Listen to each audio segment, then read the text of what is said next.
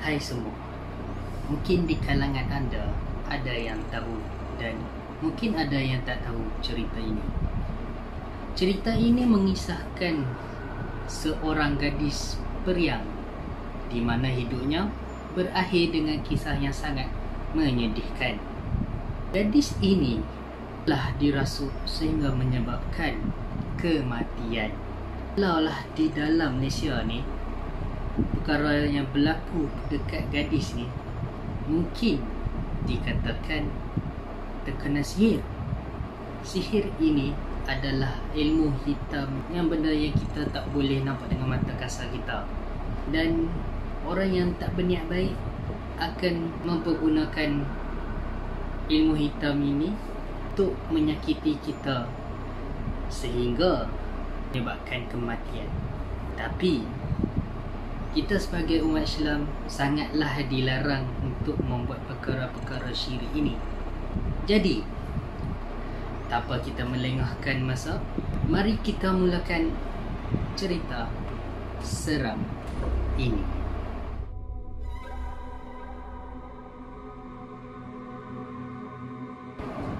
Anneliese Michel, dia dilahirkan di Jerman pada 21 September tahun 1952. Keluarga Anneliese ini sangat berpegang kuat kepada agama Katolik.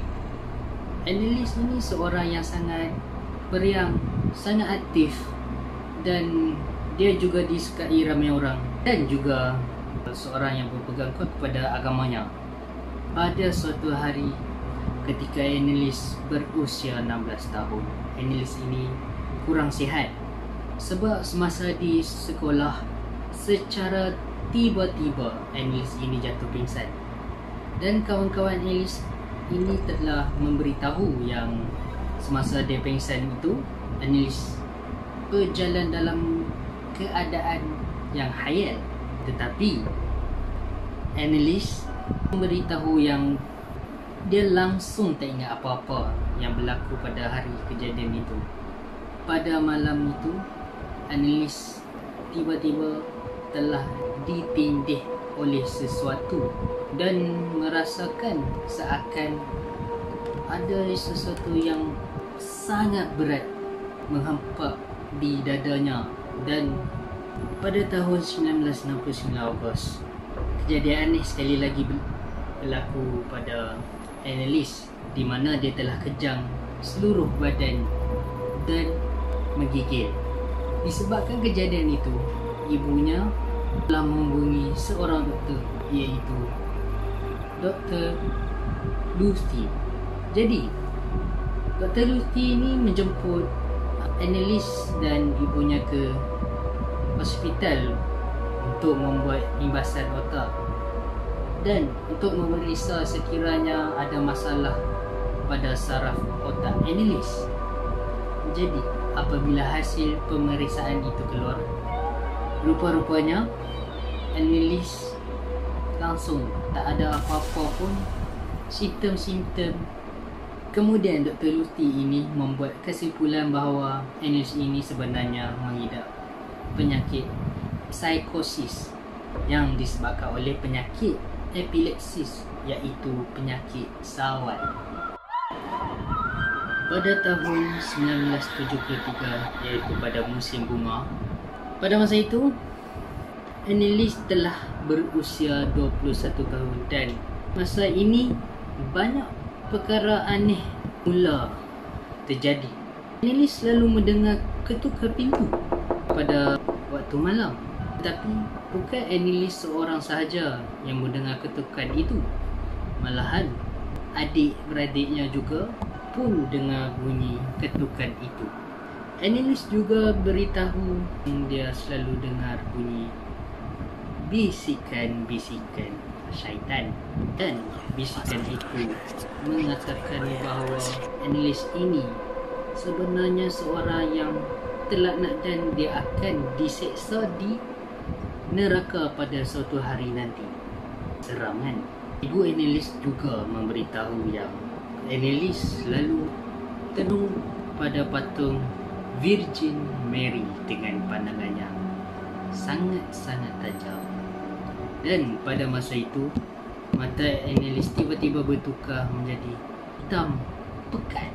Bukan Anneliese seorang sahaja yang kena ganggu di rumah itu, tapi keluarganya turut tempias dengan gangguan tersebut.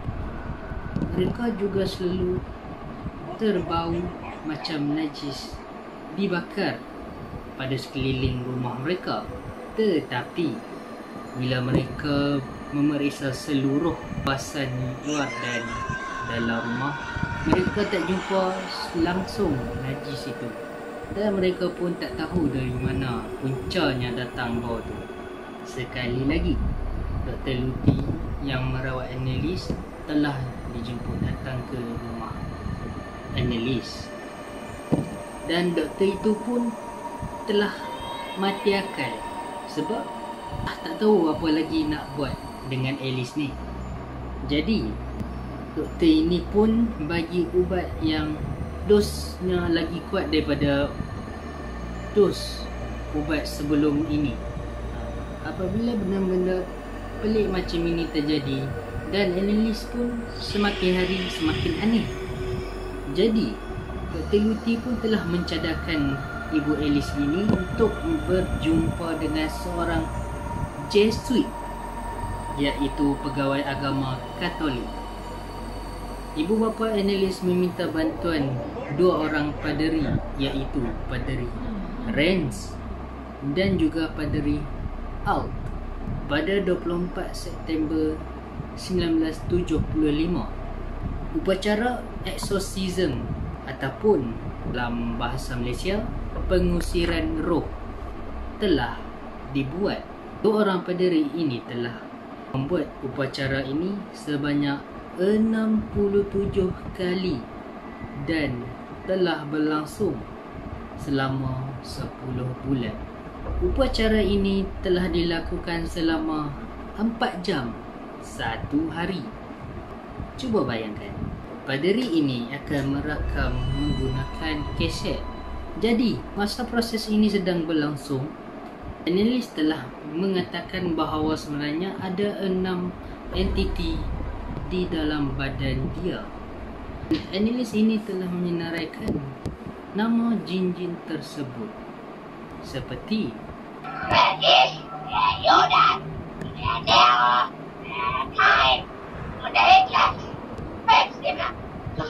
seram kan?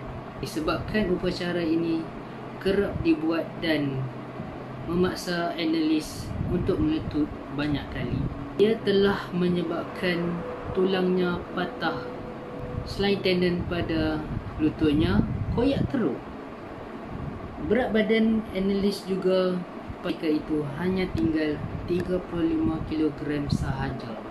Bagi untuk memastikan upacara menghalau syaitan ini berjalan dengan lancar, mereka terpaksa mengikat Anneliese ini sepanjang upacara ini berlangsung selama 4 jam 1 hari dan 10 bulan. Pada 30 Jun tahun 1976, iaitu adalah hari terakhir di mana Anneliese ini akan menjalani rawatan upacara dari paderi-paderi tersebut. Tapi apa yang menyedihkan, dia telah ditemui mati pada keesokan pagi hari pada 1 Julai tahun 1976. Punca kematian Anneliese ini adalah dehidrasi dan malnutrisi, iaitu kekurangan zat di dalam badan. Lepas kematian Anneliese, ibu bapa Anneliese dan juga paderi-paderi yang merawatnya telah dikenakan tindakan undang-undang kerana perbuatan mereka yang cuai telah menyebabkan kematian Anneliese. Semasa perbicaraan sedang berlangsung, pihak pendakwaan raya telah membuktikan bahawa Anneliese ini sebenarnya mempunyai masalah sawan dan juga psikosis. Akhirnya, mahkamah telah memutuskan menjatuhkan hukuman ibu bapa Anneliese dan juga pada paderi-paderi tersebut. Mereka berempat telah dipenjarakan selama 6 bulan dan kedua-dua paderi tersebut telah digantung kerja selama 3 tahun. Kisah analis ini kemudiannya diadaptasi ke dalam sebuah filem yang bertajuk The Exorcism of Emily Rose. Sehingga sekarang masih lagi ramai yang meragui kematian Anneliese yang misteri. Dan persoalannya, apa yang sebenarnya berlaku kepada Anneliese masih belum terjawab sehingga hari ini. Jadi, yang mana satu, anda semua boleh komen di ruangan komen di bawah ini. Jangan lupa like dan share. Sampai sini sajalah kisah seram pada hari ini. Assalamualaikum dan selamat tinggal.